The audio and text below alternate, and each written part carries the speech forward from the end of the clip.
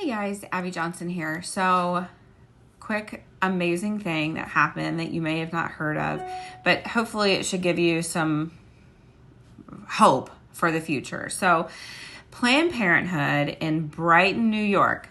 Yes, I said New York, not Texas or some conservative state, but New York decided not to open up an almost 7,000 square foot facility that they had already signed a lease on. They had already made headway to open. They decided not to open this facility really because of an amazing group of pro-lifers that came together and they started working their tails off. And now Planned Parenthood, of course, says it wasn't because of them, right? Their ego won't allow them to do that. They said, it was because of inflation and all this kind of stuff. But the real story is that they're saying they decided in August not to come to Brighton, but they didn't actually end their lease until October. So we know that that's not the true story. We know the true story is that the citizens of Brighton came together and said, we don't want an abortion facility in our town, and they ended up moving them out. And this is really great news because people come to me all the time and they say, Abby,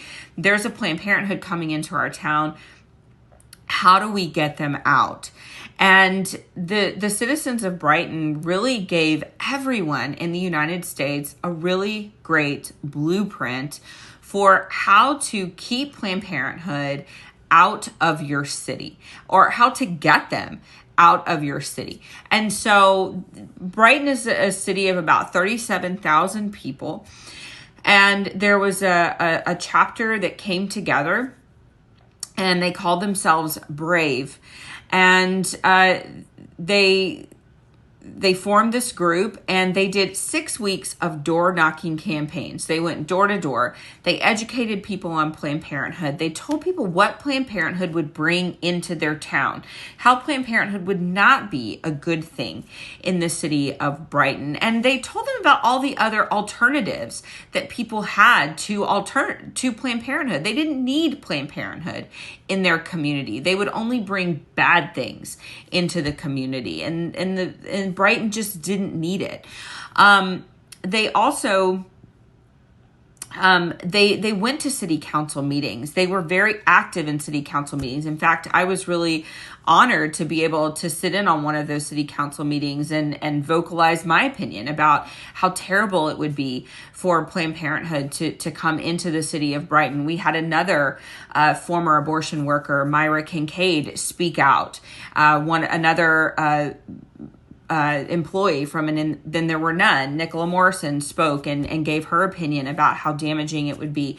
Carol Crossed is an amazing pro-lifer, and she was one of the members and really helped to gather this team together. There were many local members that came together in the Brighton community and got this together. And people who know Planned Parenthood, people who said, this is bad for us. This is not a good thing for us.